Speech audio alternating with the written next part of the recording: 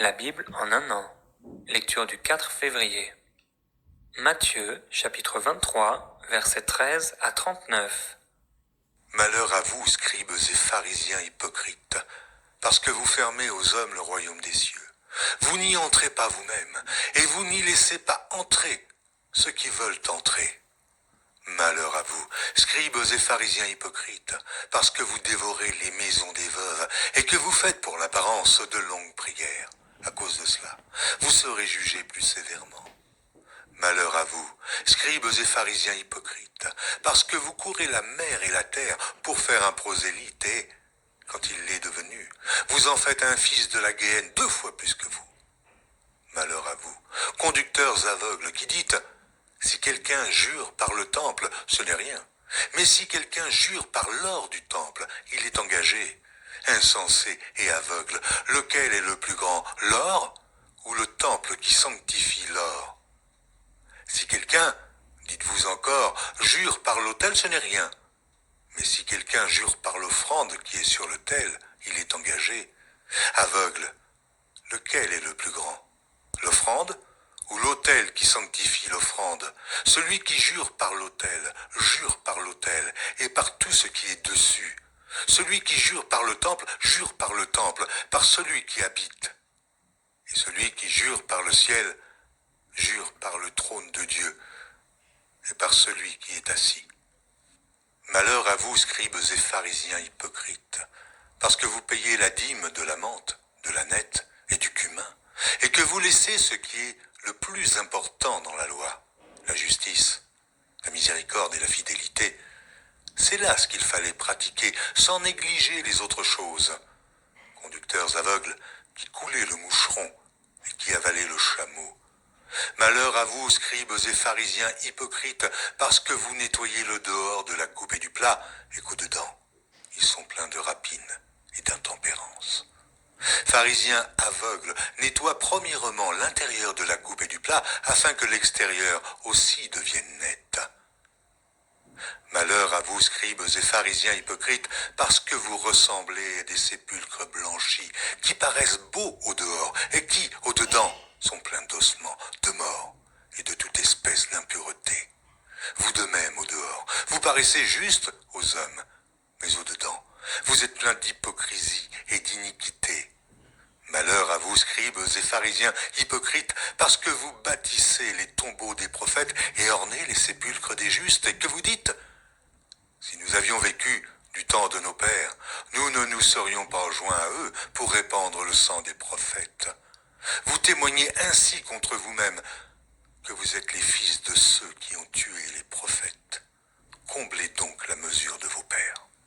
Serpents, race de vipères, comment échapperez-vous au châtiment de la Géhenne? C'est pourquoi, voici, je vous envoie des prophètes, des sages et des scribes.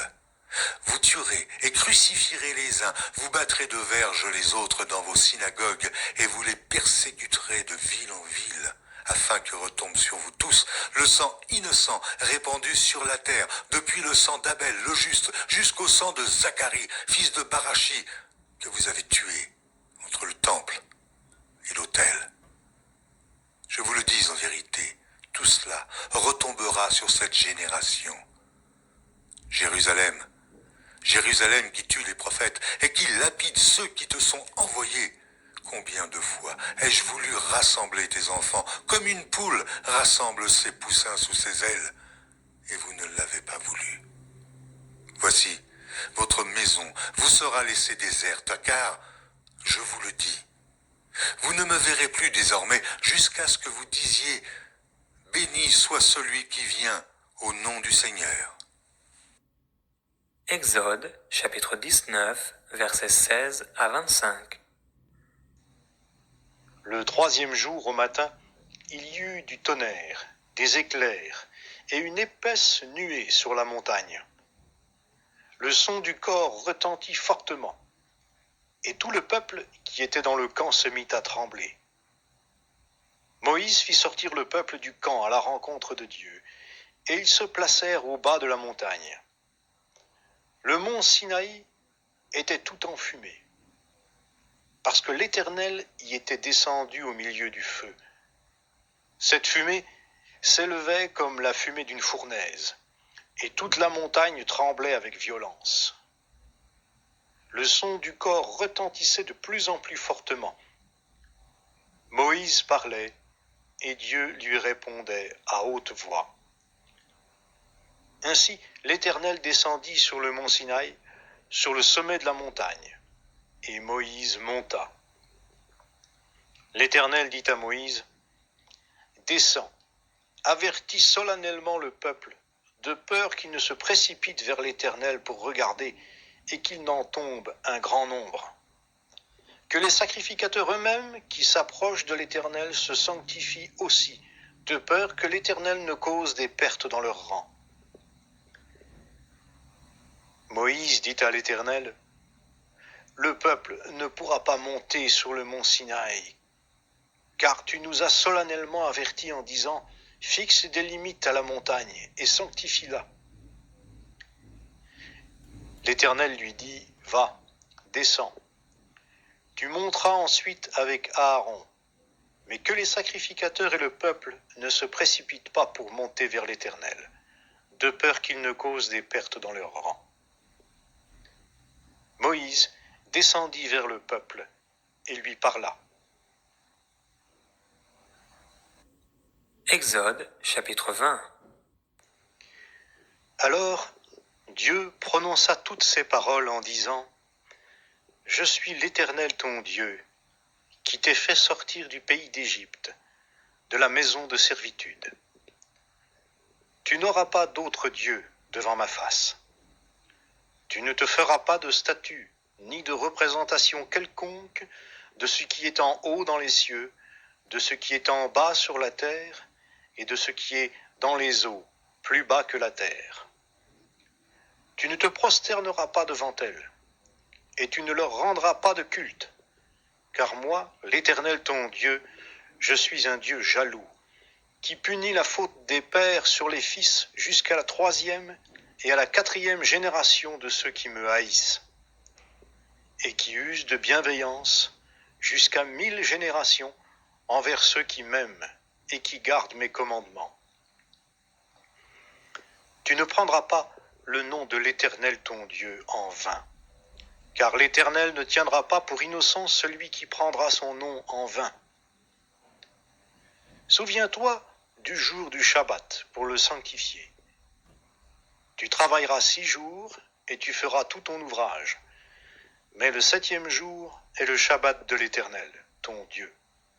Tu ne feras aucun ouvrage, ni toi, ni ton fils, ni ta fille, ni ton serviteur, ni ta servante, ni ton bétail, ni l'étranger qui réside chez toi. Car en 6 jours, l'Éternel a fait le ciel, la terre, la mer et tout ce qui s'y trouve. Et il s'est reposé le 7e jour.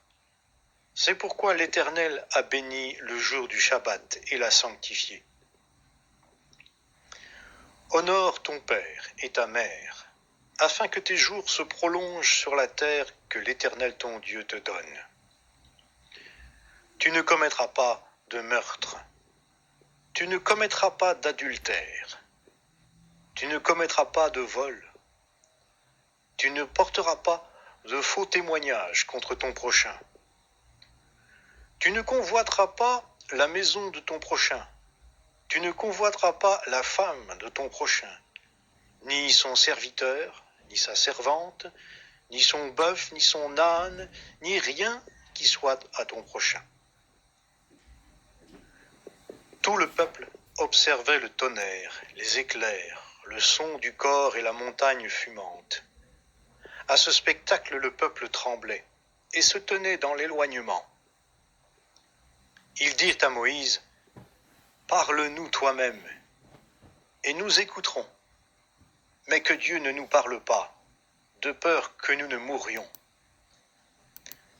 Moïse dit au peuple, « Soyez sans crainte, car c'est pour vous mettre à l'épreuve que Dieu est venu, et c'est pour que vous ayez pour lui de la crainte, afin de ne pas pécher. »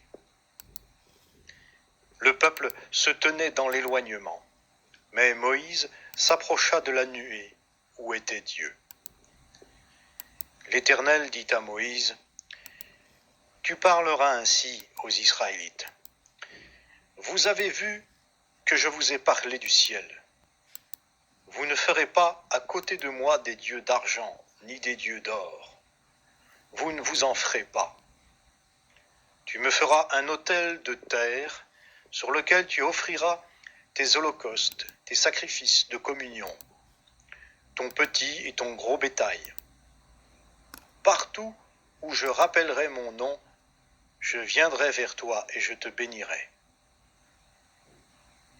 Si tu fais un autel de pierre, tu ne le bâtiras pas en pierre taillée, car en brandissant ton outil sur la pierre, tu la profanerais. Tu ne monteras pas à mon autel par des marches, afin que ta nudité ne soit pas découverte. Exode, chapitre 21, versets 1 à 21. Voici les ordonnances que tu placeras devant eux. Lorsque tu achèteras un esclave hébreu, il servira 6 années, mais la 7e, il sortira libre, sans rien payer. S'il est entré seul, il sortira seul. S'il avait une femme, sa femme sortira avec lui. Si c'est son maître qui lui a donné une femme et qu'elle lui ait enfanté des fils ou des filles, la femme et ses enfants seront à son maître, et lui sortira seul. Si l'esclave affirme « J'aime mon maître, ma femme et mes fils, je ne veux pas sortir libre », alors son maître le fera approcher de Dieu. Il le fera approcher du battant ou du montant de la porte. Son maître lui percera l'oreille avec le poinçon, et l'esclave sera pour toujours à son service. Lorsqu'un homme vendra sa fille pour être esclave, elle ne sortira pas comme sortent les esclaves. Si elle déplaît à son maître qui se l'était destinée, il facilitera son rachat. Mais il n'aura pas le pouvoir de la vendre à un peuple étranger après lui avoir été infidèle. S'il la destine à son fils, il agira envers elle selon le droit des filles. S'il prend une autre femme, il ne diminuera en rien la nourriture, le vêtement et le droit conjugal de la première. S'il ne fait pas pour elle ces 3 choses, elle pourra sortir sans rien payer, sans donner de l'argent. Celui qui frappera un homme mortellement sera puni de mort. S'il ne lui a pas dressé d'embûche et que Dieu l'ait fait tomber sous sa main, j'établirai pour toi un endroit où il pourra se réfugier. Mais lorsque quelqu'un agira délibérément contre son prochain pour le tuer par ruse, tu l'arracheras même de mon autel pour le faire mourir. Celui qui frappera son père ou sa mère sera puni de mort. Celui qui dérobera un homme et qui l'aura vendu ou retenu entre ses mains sera puni de mort. Celui qui maudira son père ou sa mère sera puni de mort. Lorsque des hommes se disputeront et que l'un d'eux frappera son prochain avec une pierre ou avec le poing, sans que ce dernier meure, mais s'il doit s'aliter, s'il peut ensuite se lever et se promener dehors avec une canne, celui qui l'aura frappé sera acquitté. Seulement, il le dédommagera de son interruption de travail et le fera soigner jusqu'à sa guérison. Lorsqu'un homme frappera son esclave, homme ou femme, avec un bâton, si l'esclave meurt sous sa main, il sera vengé. Mais s'il survit un jour ou 2, il ne sera pas vengé, car c'est son argent. Psaume, chapitre 28. Éternel, c'est à toi que je crie, mon rocher. Ne reste pas sourd à ma voix, de peur que, si tu t'éloignes sans me répondre, je ne sois semblable à ceux qui descendent dans la fosse. Écoute la voix de mes supplications quand je crie à toi, quand j'élève mes mains vers ton sanctuaire. Ne m'emporte pas avec les méchants et les hommes iniques, qui parlent de paix à leurs prochains et qui ont la malice dans leur cœur. Rends-leur selon leurs œuvres et selon la malice de leurs actions. Rends-leur selon l'ouvrage de leurs mains. Donne-leur le salaire qu'ils méritent.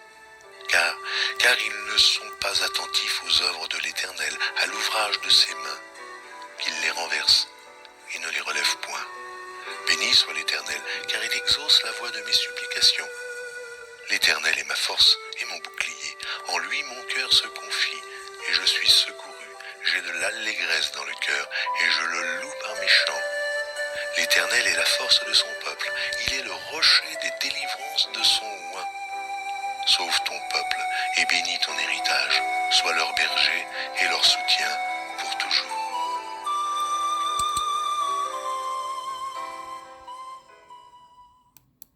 Proverbes, chapitre 7, verset